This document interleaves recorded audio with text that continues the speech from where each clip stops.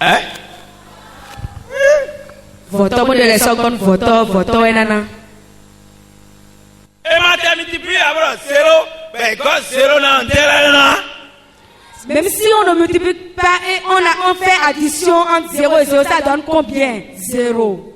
Non, mais bien tout, Je te dis que c'est tout le monde qui connaît cela. 0, si Même si on fait la soustraction de 0, qu'est-ce que ça donne? Ça donne 0. mais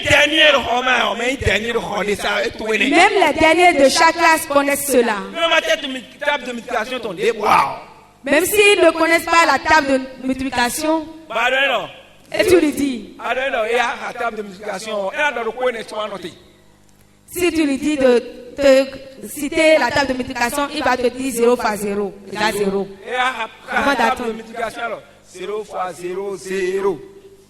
Il va te dire 0 fois 0, 0. Même si il est dernier dans la classe, il connaît cela. Qu'est-ce que tu as? Qu'as-tu? Qu'as-tu? Parce que c'est ce que tu as que Dieu va multiplier. Si tu dis que tu n'as rien, c'est le rien que Dieu va multiplier pour toi. Si tu ne fais rien, la chose que tu ne fais pas, c'est ça que Dieu va utiliser pour multiplier ça.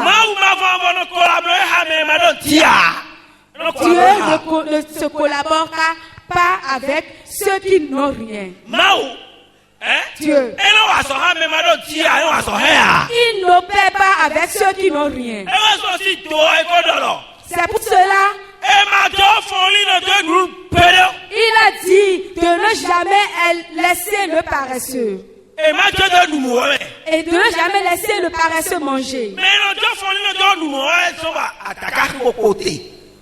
C'est ceux qui laissent les paresseux manger qui amènent les trucs mal. C'est à cause d'eux que la méchanceté a augmenté. Tu as dit, celui qui ne travaille pas ne mange pas non plus. Si ton enfant ne travaille pas, qu'il ne mange pas. Ça donne 0. Qu'est-ce qu'il a fait pour manger? 0. Ça doit donner 0. Il a travaillé pour le truc de 0. Donc, il va manger 0. Ce que tu as, ce que tu as fait, ce que tu fais, c'est ça que Dieu va multiplier, ça va devenir beaucoup. Mais si tu viens devant Dieu, et tu lui dis que tu n'as rien, et tu lui dis que tu ne fais rien, qu'est-ce qu'il va prendre pour multiplier, ça va devenir nombreux pour toi. Écoutez-moi très bien. La prière ne règle pas toutes choses. La pauvreté, il faut prier. Il faut jeûner. Prie, jeûne. Ça ne peut pas déplacer la pauvreté. Jamais. Si tu veux que la pauvreté se déplace de ta vie, la première des choses que Dieu te dit ce matin est que qu'as-tu? Il faut dire ce côté de toi. Qu'as-tu? Tu as mené quoi? Qu'est-ce que tu as? Tu as quoi? Tu as mené quoi ce matin? Tu es assis seulement. Et tu dis, Dieu, donne-moi un job. Je veux un job. Je veux un job. Et Dieu te dit, tu cherches un job. Tu as dit ça durant toute la journée, du matin jusqu'au soir. Et le lendemain, tu répètes la même chose. Tu as dit la même chose durant toute une semaine. La deuxième semaine est terminée. Un mois est fini. 2 mois est terminé. Troisième mois terminé. Et tu dis toujours, Dieu, trouve-moi un job. Trouve-moi un job.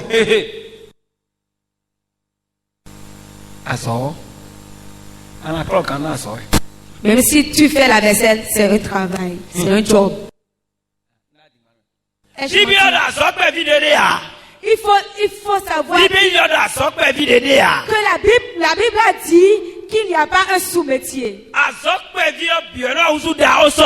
Parce que tout ce qui est un petit travail devient grand demain. Ça commence petitement et ça grandit.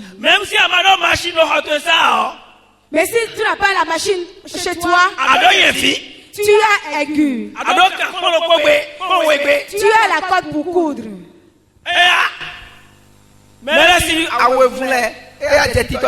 Commence par réparer les habits déchirés. Parce que tu dois avoir quelque chose. Tu dois avoir quelque chose. Avant que Dieu multiplie ce peuple, pour multiplier que ça va devenir nombreux pour toi. Mais si tu croises tes bras et tu veux le travail de bureau, parce que tu regardes les diplômes que tu as et tu compares tes diplômes à ton corps. Tu compares tes diplômes à ton corps. Et tu dis, moi qui ai 7 diplômes, maintenant c'est moi qui vais faire ce job. Ceux que tu as vus, ils sont des importants aujourd'hui. Si tu les poses la question, ils vont te dire qu'ils avaient mis des briques sur la tête. Qu'ils avaient fait aide-maçon avant. Aide-maçon même n'est pas un sous-métier. Ce que tu vas faire durant toute une journée, tu vas recevoir 2000, ce n'est pas un sous-métier. Mais 1500 par jour. Celui qui a gagné 1500 par jour est même mieux que celui qui est assis dans un bureau. Et lui, à la fin du mois, on lui remet 40 ou bien 30 000. 1500 fois 30. Il faut faire 1500 fois 30 ou bien 2000 fois 30. Ça a donné combien?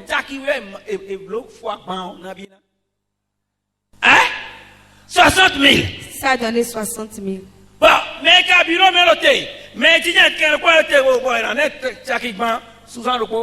ceux qui sont dans les bureaux attendent et à la fin du mois, on leur remet 30 000 par mois. Écoute-moi très bien. Ceux qui sont assis dans un bureau,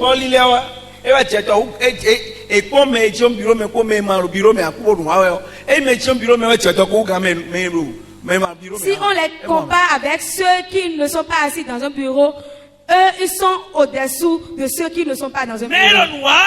Ceux qui font un job, ceux qui font un job,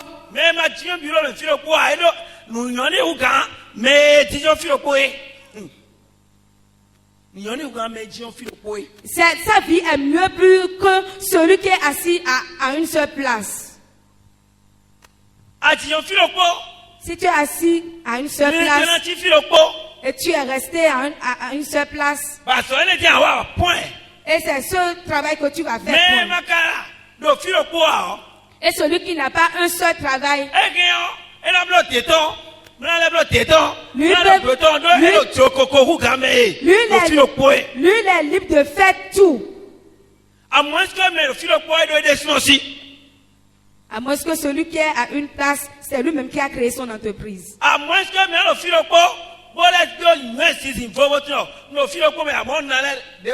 ou bien il a créé d'autres activités à part. Mais toi tu dis que tu n'as rien. Dieu, fais-moi la grâce de donner un travail. Même si tu vends de l'eau, c'est un job.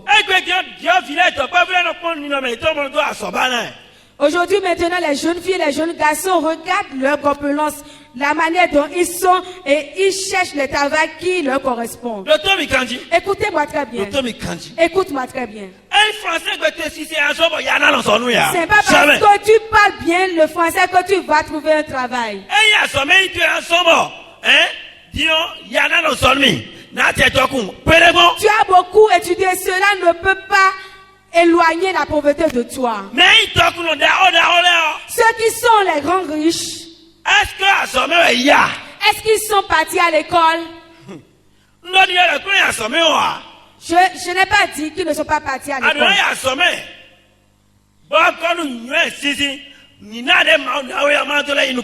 Ils sont partis à l'école pour recevoir des instructions, pour être intelligents. Tu dois aller à l'école pour avoir de l'intelligence.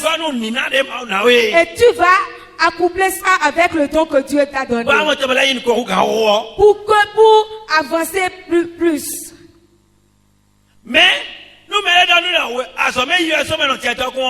Mais si quelqu'un te dit que c'est parce que j'ai fréquenté que je suis riche, que quand on fréquente là, ça pousse à devenir riche, il t'a menti. Mais ce que tu fais avec tes mains,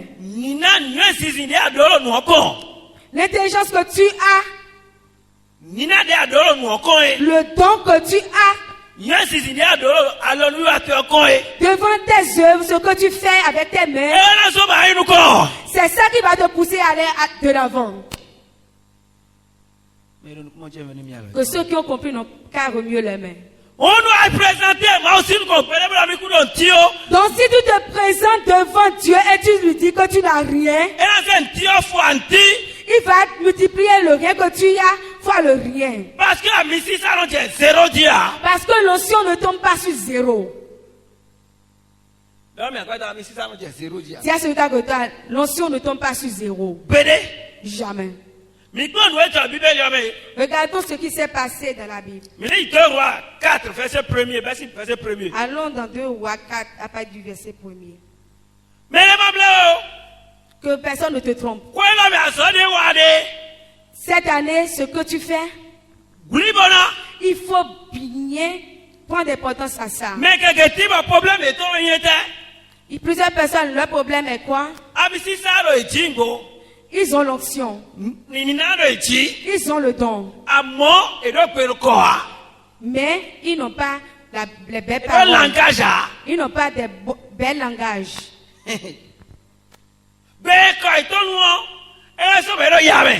C'est à cause de leur langage qu'ils sont dans la pauvreté. Ai-je menti? C'est grâce à ton langage que tu vas devenir riche. Tu as un métier. La seconde chose est le langage que tu as. Le langage que tu as.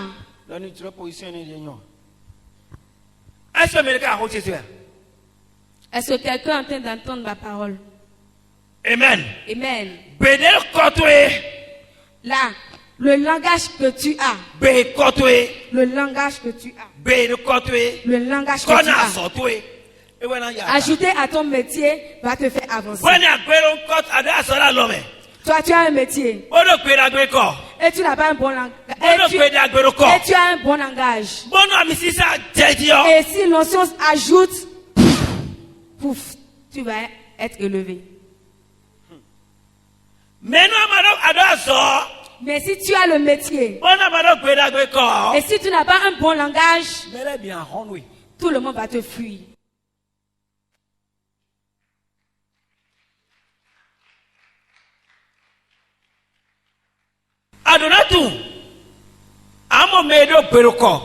Il faut savoir que ceux qui ont de bons langages,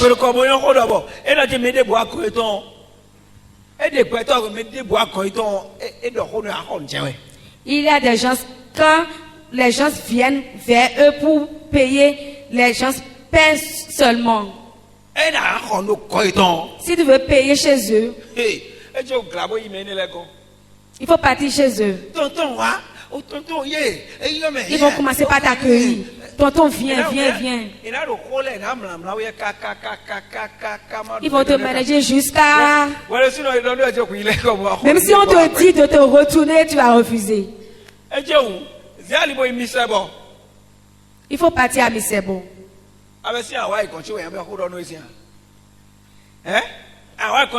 Tu ne vas même pas venir vers eux avant qu'ils commencent par t'appeler. Marche seulement devant eux. Ils vont t'appeler, ils vont dire tonton,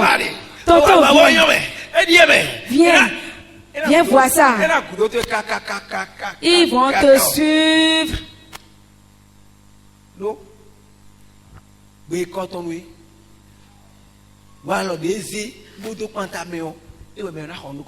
La manière qu'il a utilisé, le langage qu'il a, c'est à cause de cela que l'autre va payer chez lui. Qu'est-ce que la parole de Dieu nous a dit? Si tu dis que tu n'as rien, tu ne verras rien.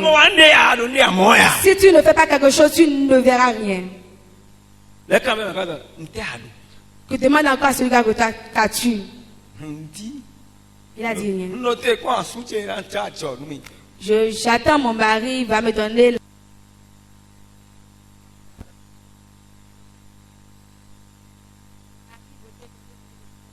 C'est combien de temps tu attends cela?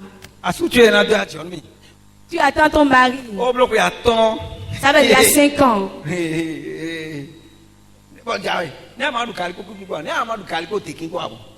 Donc, pourquoi tu ne vas pas manger gari avec galette?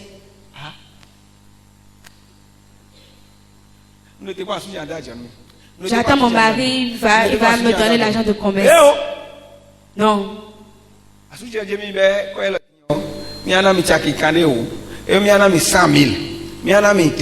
Mon mari m'a dit qu'il va me donner 100 000 après avoir ramassé à ton team.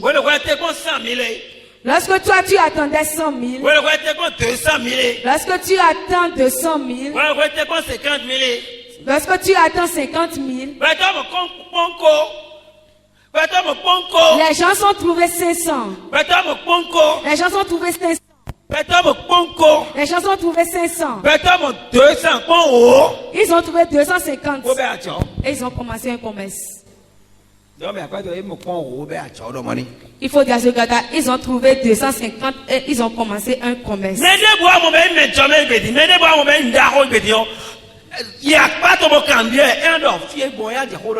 Il faut poser la question aux riches d'aujourd'hui. Ils vont te dire là où ils ont commencé.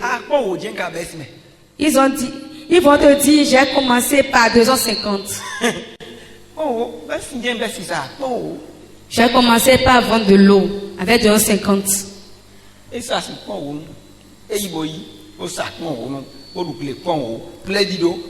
vendre l'eau, il a pris 250 et il va vendre l'eau et il a pour bénéfice chaque fois 250 francs. En ce moment, toi, tu es assis. Tu as dit, moi, je n'ai pas encore commencé. J'ai dit que je vais d'abord ouvrir mon atelier. J'attends quelques sommes pour commencer. Tu as dit cela jusqu'à la fin de l'année. Et maintenant, nous sommes rentrés dans une nouvelle année 2025. Et tu as commencé par chanter la même chanson. Si tu n'as rien, là où va tomber la bénédiction? Si il faut dire à ce gars, toi qui vois que tu n'as rien, sur quoi la bénédiction va tomber? On doit vous dire ces genres de choses. Parce que si vous êtes à l'aise, l'église sera à l'aise. S'il y a la paix dans vos maisons, s'il y a la paix dans vos vies, l'église sera. La pauvreté n'est pas une bonne chose.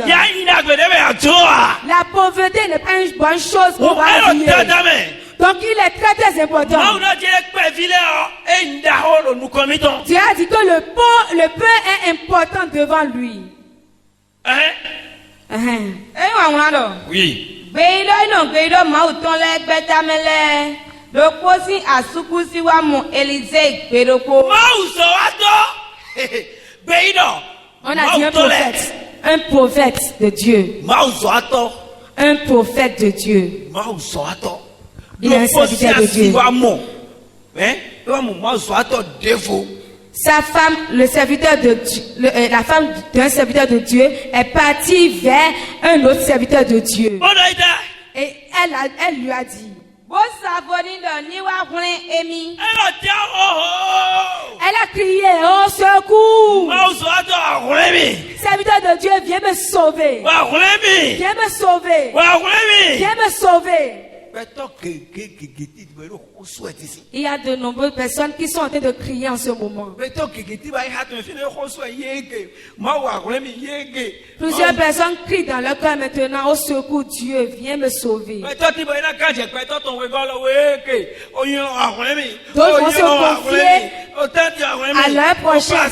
Et ils vont dire, ah c'est eux qui viennent, venez me sauver.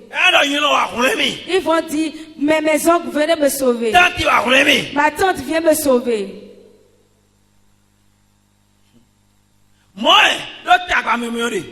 Parce qu'il est dans la souffrance. Pourquoi il crie? Pourquoi quelqu'un crie, une personne crie dans une journée? Pourquoi une personne lamente une journée? Pourquoi une personne pleure dans une journée? Il faut dire à ce côté de toi la première chose. Si tu connais la première chose, si on prend 100 personnes,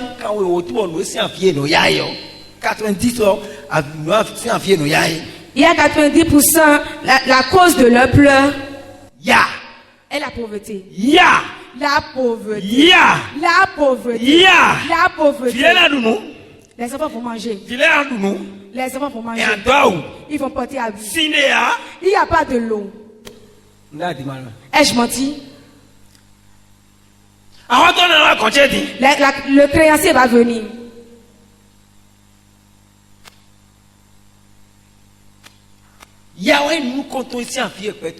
La pauvreté est la première chose qui donne des pleurs